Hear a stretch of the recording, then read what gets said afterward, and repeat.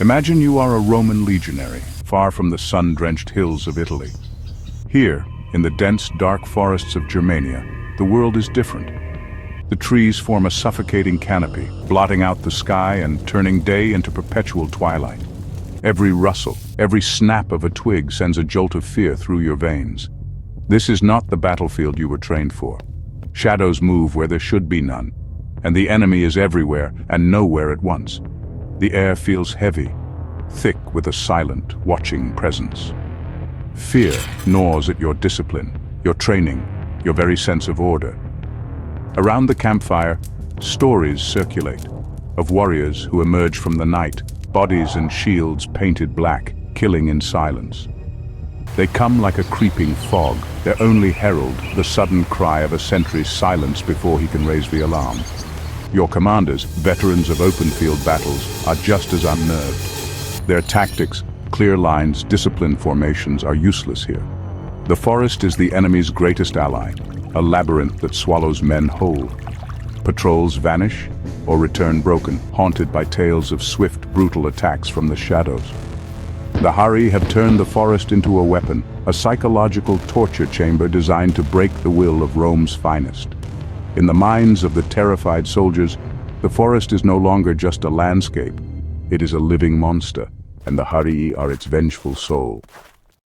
Our main source on these ghost warriors is the Roman historian Tacitus, writing in Germania. He singled out the Harii for their terrifying brand of warfare, describing them as fierce, savage, and skilled in psychological tactics. Tacitus wrote that they dyed their shields and bodies black, attacking on the darkest nights to become one with the shadows. For Roman sentries, the sudden appearance of these black-painted warriors was like seeing specters from the underworld. The name Harii likely comes from a word meaning army or warrior. Their identity was forged in battle. They trained from youth to move silently, strike without warning, and use fear as their primary weapon.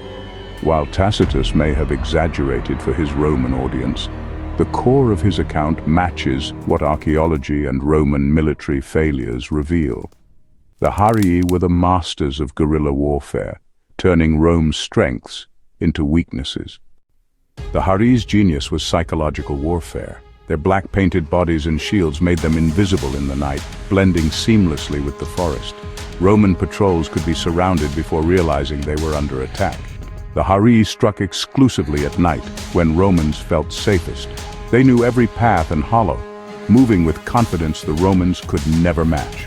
The darkness amplified every sound, making the silence before an attack unbearable. The sudden eruption of violence shattered even the most seasoned legionaries. There was no battle line, no cavalry charge, just chaos and terror. Sentries vanished, foraging parties were wiped out, and the enemy melted back into the trees. This constant attrition wore down Roman morale, provoking panic and poor decisions. The Harii's message was clear: this is our world, not yours. You can build forts and march in columns, but the darkness belongs to us. Every raid was a psychological blow, eroding the Romans' will to fight. The Harii fought as much in the mind as with sword and spear. In this arena, they were undisputed masters. The Roman military was built for open, flat battlefields, where discipline and formation ruled. Their checkerboard formations and interlocking shields were devastating in the right conditions. But the Harii refused to fight on Roman terms. The dense Germanic forests broke up formations and made command impossible. The Harii needed only stealth, speed, and knowledge of the terrain. The forest was their fortress and shield. Romans tried to impose order, but the Harii thrived on chaos. A centurion couldn't see his flanks. A legionary couldn't keep the shield wall intact.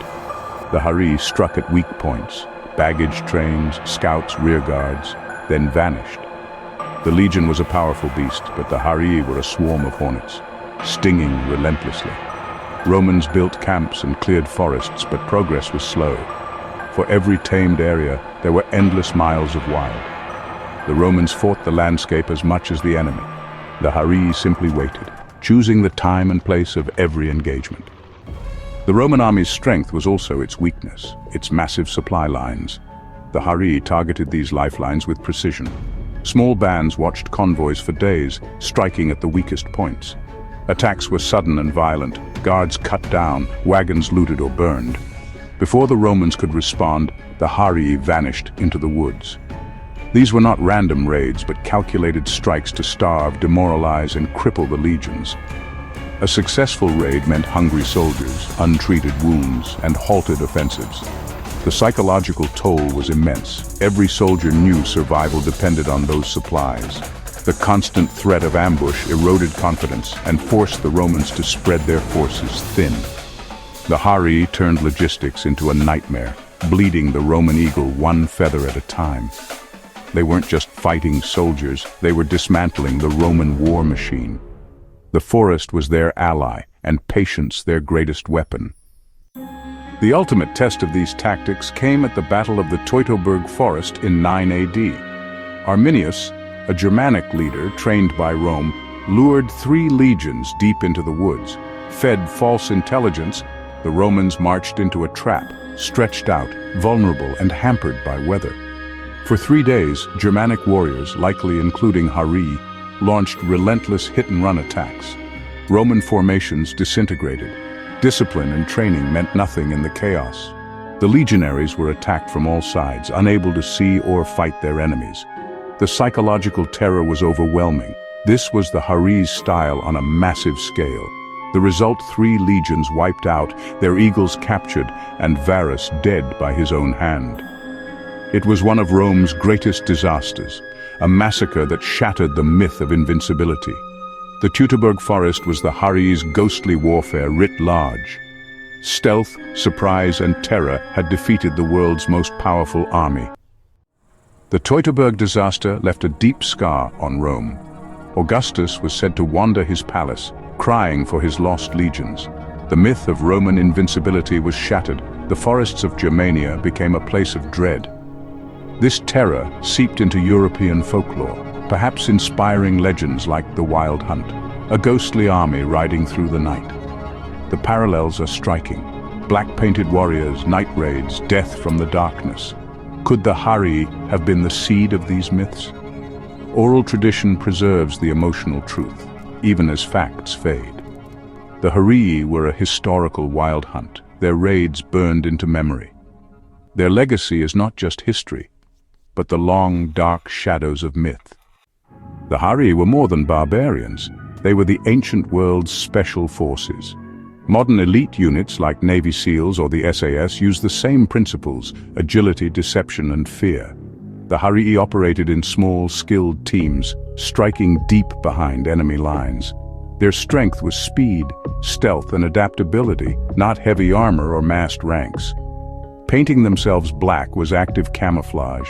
Night attacks were deliberate psychological warfare. These are classic asymmetric tactics, using cleverness to negate a stronger foe. The Harii understood that battles are won before the first blow, by shaping the enemy's mind. They were one of history's first special operations forces, rejecting convention for devastating effect. Their success proved that a small, motivated force using unconventional tactics could challenge a superpower. The Ghost Warrior is a timeless archetype in the history of conflict. How would a modern army fare against an enemy like the Harii? Technology gives us drones and satellites, but history shows stealth and surprise still matter. In Vietnam and Afghanistan, guerrilla tactics confounded even the most advanced militaries.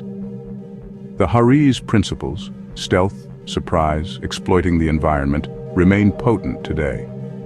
Technology is not a cure-all. The human mind is still the ultimate battlefield.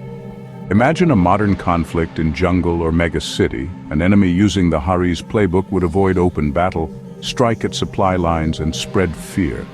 Psychological strain would be immense, just as it was for the Romans. The story of the Harii is a timeless lesson. Victory doesn't always go to the biggest or most advanced army. Fear is a weapon that never becomes obsolete. The ghosts of the past still haunt the wars of the future.